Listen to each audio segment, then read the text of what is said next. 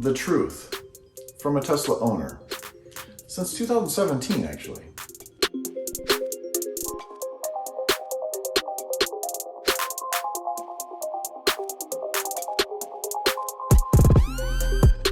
I wanted to get on here and talk about the truth about Tesla that many people aren't talking about, that Tesla doesn't tell you about from an owner's perspective. You know, I've owned all the Teslas except for the Roadster. Actually, I've owned them in order: the S, the 3, the X, and then now the Y.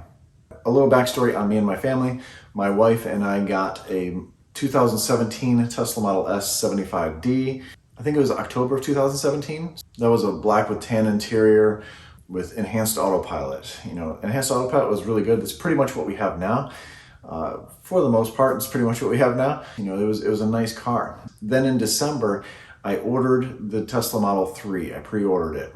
And since we already had the S, I got bumped up ahead of the line. So I got VIN number 11,880. And I love that car. Had so much fun with the car. I actually built this channel around that car. Had so much fun with it, customizing it, changing things out, taking it on the track, taking long trips. I actually drove across the country in the car. So much fun. So much fun. I love the Model 3. Then in 2019, my wife and I traded in her S to get a Raven Performance Model X. Beautiful car. That's what she has right now, for now. And it's a nice car, super fast car, huge car, but it works perfectly for her. Not the most efficient thing because it's like, what, 30,000 pounds? But you know, it's a great car. She loves that car. And then in March of 2020, God, this sounds like so long ago, I sold the Model 3.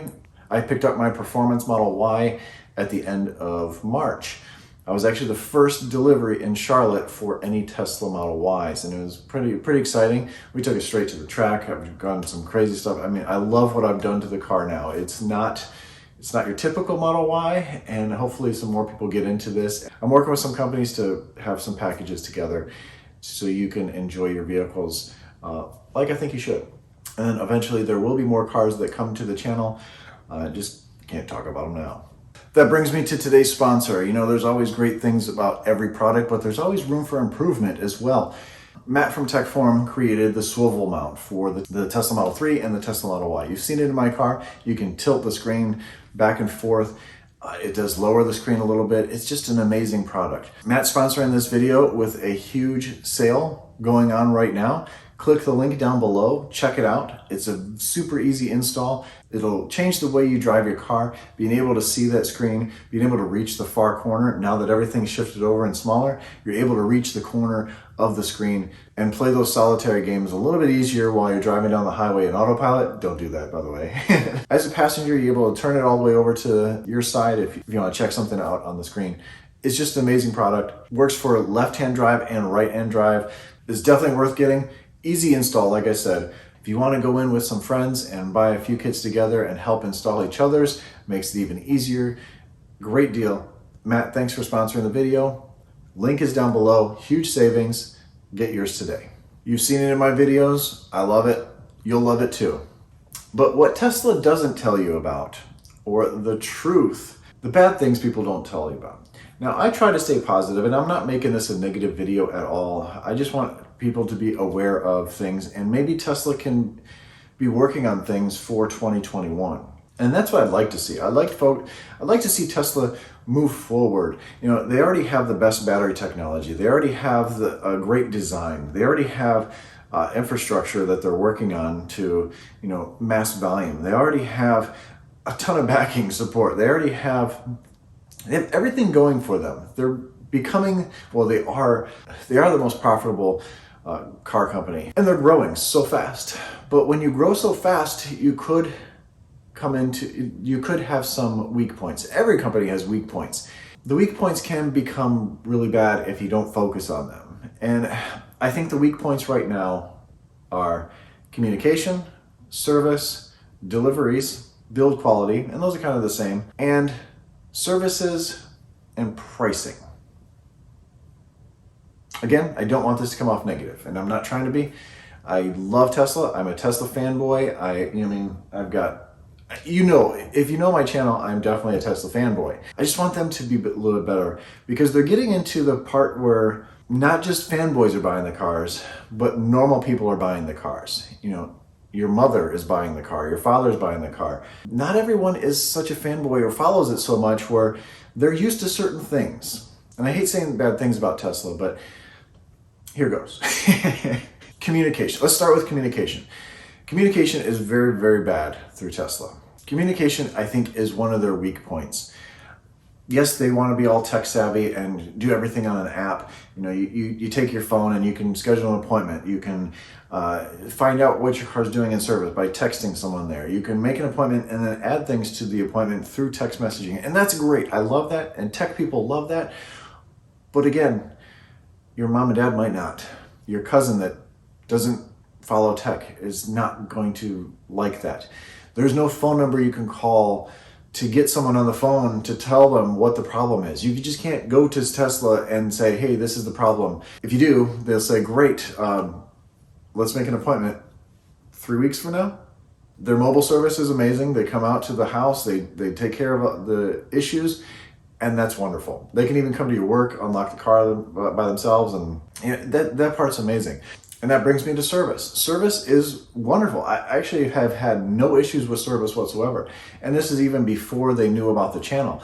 But again, it goes back to the communication where you make an appointment for something, and if you didn't add it in there, something happens in those 2 weeks where you have your appointment, something else happens to it, you just can't throw that in there.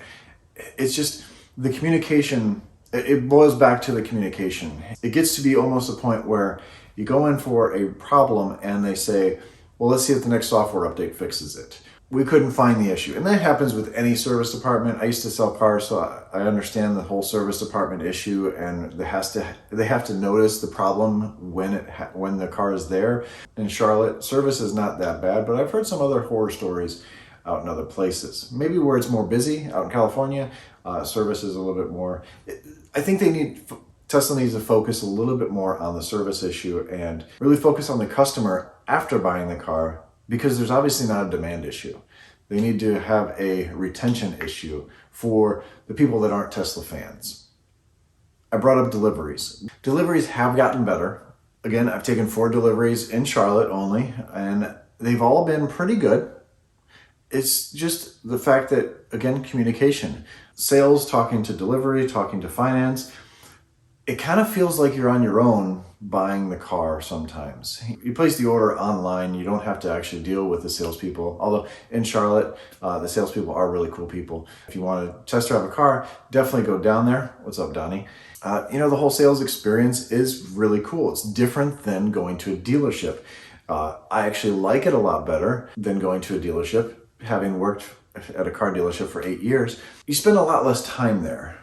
Overall, versus you order the car, you're figuring out your trade yourself with Tesla, or you're taking it to CarMax, you're contacting finance, they're asking for things at the last minute, they're dragging their feet, but then finance isn't really talking to the deliveries, but you can only talk to the deliveries, but you can't talk to finance directly. That's why the last 2 vehicles have been financed by myself. I've gone to PNC Bank, asked them this, I get a check that day, and I go pick up the car.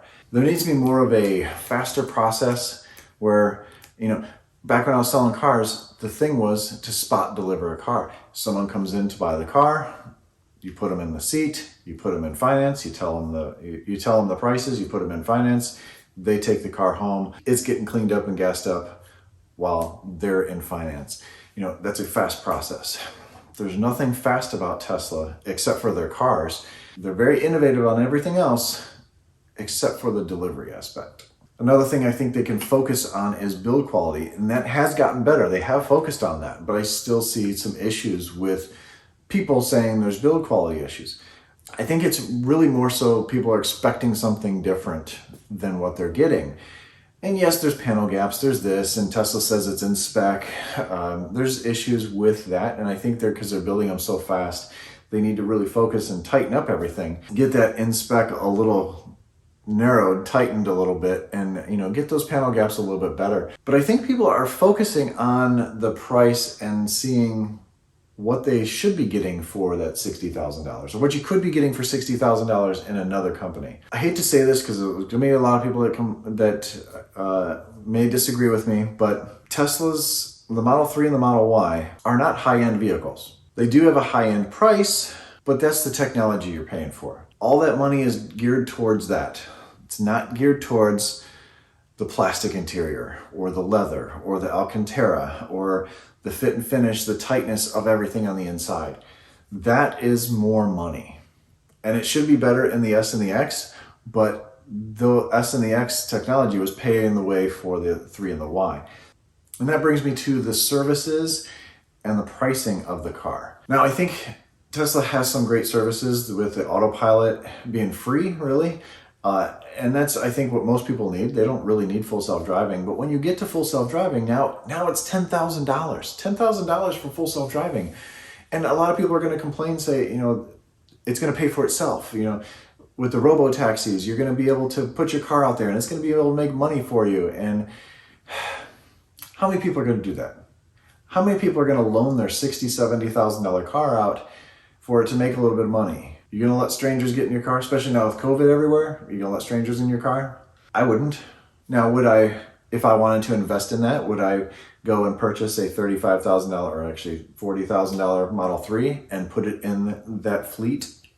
Yeah, that could be an investment opportunity. But for normal people, how many people are actually going to do that? So I think Tesla's going to price themselves out of full self-driving. There needs to be a tiered full self-driving. Maybe an FSD and an FSD Lite. Yeah, if you're putting it on the network, you definitely want all those features. You want those things and it's going to make money for you. But an FSD Lite, do you really need it to go make 90-degree turns in the city for you? Do you need it to do these certain things? Do you need the car to run home after it drops you off at work so it can take your wife to work? If you're buying a $70,000 car, you have another car at home that she's driving. So I think there needs to be different tiers to full self-driving. It's $10,000 right now. What happens when Tesla comes out with their $20,000 car? And then full self-driving is $12,000 to $15,000 by then. That's almost half the price of what the actual car is. So I do like the fact that they're going to go to a monthly subscription, but I think they need to more focus on the Tesla, I guess the Tesla retention, keeping you in the Tesla community. So instead of full self-driving for that particular car, let's do full self-driving for your account and all the cars you have in that account. Instead of $12,000 or $10,000 for full self-driving on one vehicle, or maybe you have 2 vehicles or 3 Teslas, that's $30,000. Why not $10,000 per Tesla account? There's enough Tesla accounts out there, you're still going to make money, and it just follows that account with you. Now, it'd be different if you want robo-taxi services. That would be a totally different system, or maybe even a more monthly charge for that. Again, don't get me wrong, I love Tesla. They're doing some amazing things. The stock is going crazy.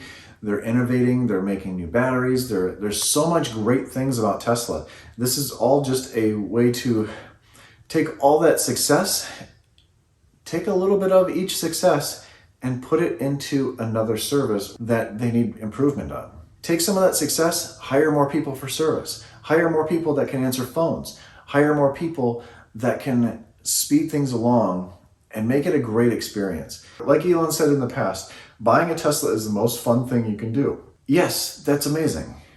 But when you add more steps to the process, financing, ordering, trade-in, all those things create complications.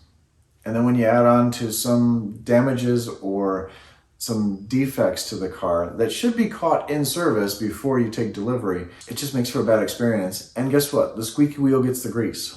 You'll really only hear about the bad things. And I'm a very positive person, so I've actually stayed away from all the negative things. There hasn't been too many negative things towards my vehicles, but I hear it. I hear from other people, and I want the experience of owning a Tesla or buying a Tesla to be grand, to stay great.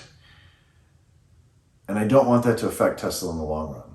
There's a lot of new vehicles coming out with Tesla. You got the Cybertruck coming, you got the Roadster coming eventually, you got the Plaid Model S's, the refresh of Model S and Model X. Those are going to be coming out soon. I think 3 months from now, I think they're going to show the refresh Model S. Maybe Model X, I'm not positive, but maybe by the end of the year, we're gonna see that $20,000 car, what that car is gonna look like. There's a lot of great things with Tesla, it really is. I just want it to stay that way. I want the good to outweigh the bad. Or I guess it would be that way. Like we hear all the time, there's many new car companies coming out with, or there's many other car companies having electric vehicles, and they're gonna be Tesla killers. Haven't seen a Tesla killer yet. Honestly, I haven't seen a Tesla killer. There's some great cars. You know, Porsche makes a good car. The Ford Mach-E is a really good car. The VW ID, I think it is, that's a nice car. There's some great cars out there. They all have drawbacks. I don't want the drawbacks to outweigh the Tesla. Tell me what you think. Tell me if I'm completely wrong. This could be a nightmare in the comments, but please be polite down there and voice your opinion. You know, let's discuss. How has your experience been? Have you had all great experience through Tesla? Am I going anywhere from Tesla? No. I'm a Tesla fanboy. I've drank the Kool-Aid, and or whatever you want to call it. Thanks for watching. I'm interested in your comments. As always, stay awesome, stay positive, and stay focused, Tesla. I'll catch you on the next one. See ya.